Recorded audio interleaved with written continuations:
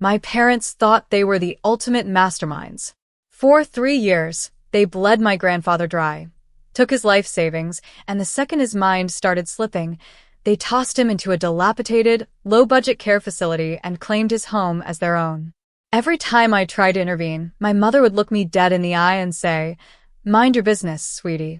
Blood comes first, and we are his only real heirs." Well, they got their wish.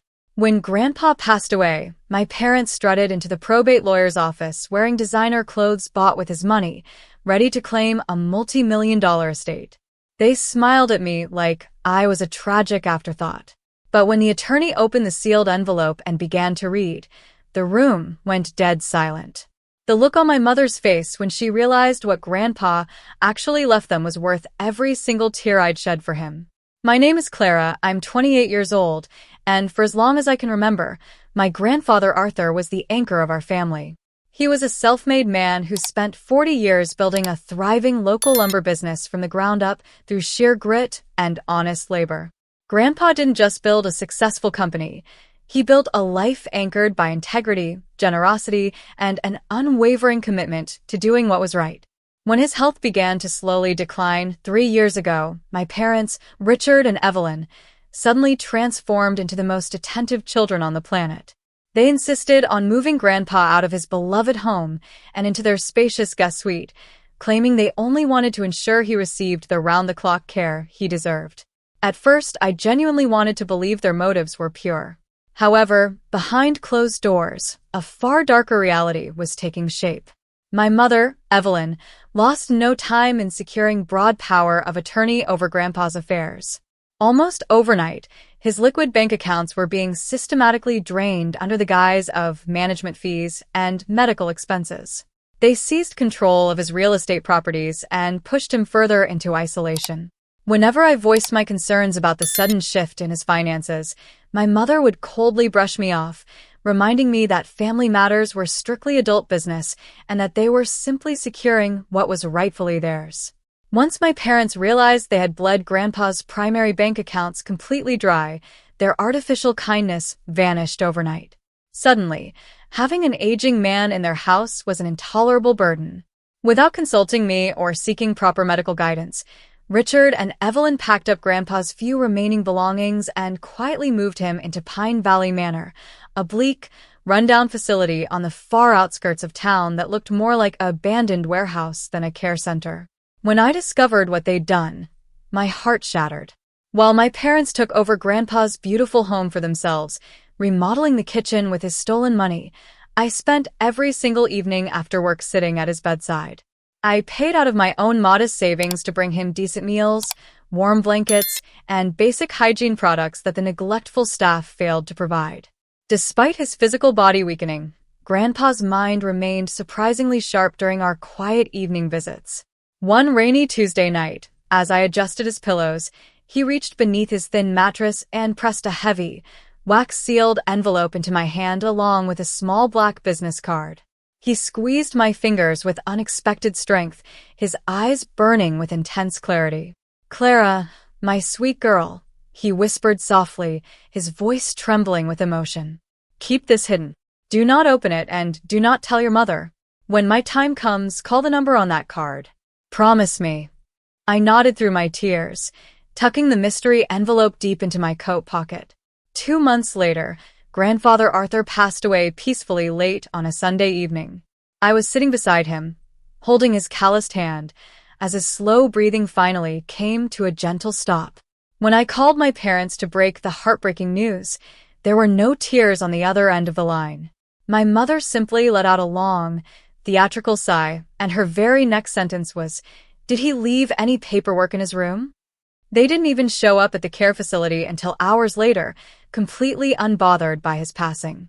The day after the modest funeral, Richard and Evelyn hosted an elaborate gathering at Grandpa's former home, the very house they'd stolen from him. They strutted around the living room like royalty, sipping vintage wine and loudly boasting to relatives about taking total ownership of the family estate and liquidating the remaining lumber business assets. They treated Grandpa's passing like a long-awaited jackpot win, completely convinced they had gotten away with their cruel scheme. Their arrogant celebration was cut short 3 days later when a certified letter arrived in the mail.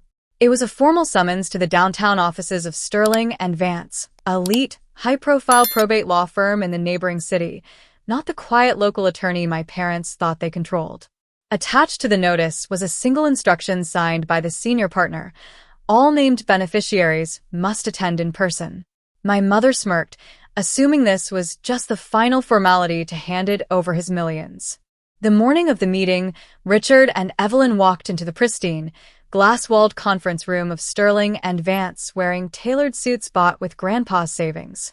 My mother barely acknowledged my presence, giving me a patronizing pat on the shoulder as if I were a clueless child who had been invited purely out of pity. "Try not to make a scene, Clara," she whispered coldly. "You might get a few thousand to pay off your little car loan, but the estate belongs to us." We took our seats around the massive mahogany table. Moments later, Mr. Vance, a sharp-eyed senior partner with 30 years of experience, entered the room carrying a thick leather binder. He didn't offer fake condolences or polite small talk. Instead, he adjusted his glasses, looked directly at my parents, and opened the binder. "Mr. and Mrs. Vance," the attorney began, his voice echoing in the quiet room. "Before we review the final distribution, I must inform you that 3 months before his passing, your father, Arthur, executed a secondary, updated estate plan. This document was finalized alongside 2 independent board-certified neurological evaluations, proving beyond any legal doubt that he was of completely sound mind and body." My mother's confident smirk faltered slightly. "A new plan? That's impossible. We held his power of attorney." Mr. Vance ignored her interruption, breaking the seal on a thick document. Under the terms of the updated Arthur Family Irrevocable Trust, all primary real estate assets, remaining liquid reserves, and land rights associated with the lumber business have been removed from probate. They have been transferred entirely into a private trust, managed solely by your daughter, Clara. A suffocating, deafening silence fell over the room. My mother's jaw dropped, the color draining from her face as she stared at the attorney, unable to speak a single word. Before my parents could even process the shock, Mr. Vance turned a page in the binder and delivered the true masterstroke. Furthermore, he continued, his tone ice-cold, "The trust addresses the funds transferred out of Arthur's accounts over the past 3 years. Every single transaction authorized under your power of attorney was officially logged by your father as an advance on inheritance." Evelyn's eyes widened in panic as Richard slammed his hands on the table. "An advance? That's absurd.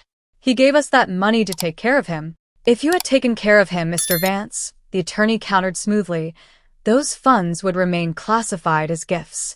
However, the trust contains a specific clawback clause. It dictates that if Arthur were ever placed in a non-accredited, neglectful care facility against his explicit wishes, all advanced funds must be repaid to the estate immediately." Mr. Vance slid a detailed financial audit across the table. "The total amount owed back to the trust stands at exactly $385,000. You have 30 days to return these funds to Clara as trustee. Failure to do so will result in immediate civil litigation and formal charges of elder financial abuse, backed by the extensive paper trail your father provided to this office." My mother sank back into her leather chair, her breath hitching as tears of sheer desperation finally welled in her eyes. Richard tried to bluster about calling his lawyer, but the sheer weight of the evidence left him completely powerless. The trap my grandfather had quietly set had finally sprung shut, leaving my parents crushed under the weight of their own greed. Using my authority as the newly appointed trustee, I moved quickly to fix the damage my parents had caused. The very next day, I served Richard and Evelyn with a formal 30-day eviction notice for my grandfather's house.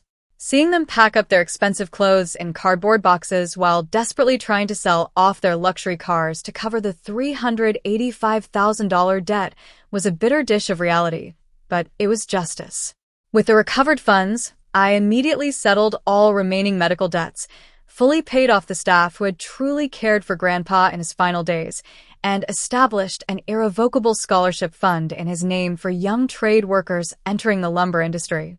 My parents were forced to downsize to a tiny, rented two-bedroom apartment on the edge of town, their reputations completely ruined among our extended family and local community once the truth of their greed came to light.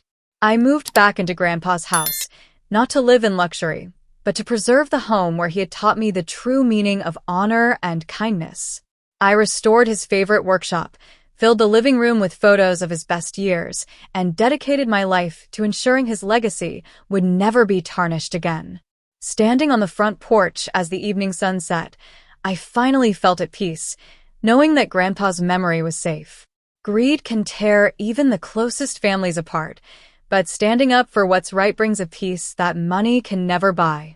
My grandfather taught me that real legacy isn't measured by how much you take from the world, but by the love and integrity you leave behind.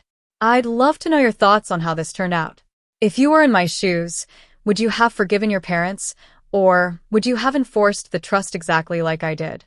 Comment the city or country you're watching from below. I read every single comment to see how far Grandpa's story has reached. Don't forget to like and subscribe for more stories, and check out the next video on your screen right now.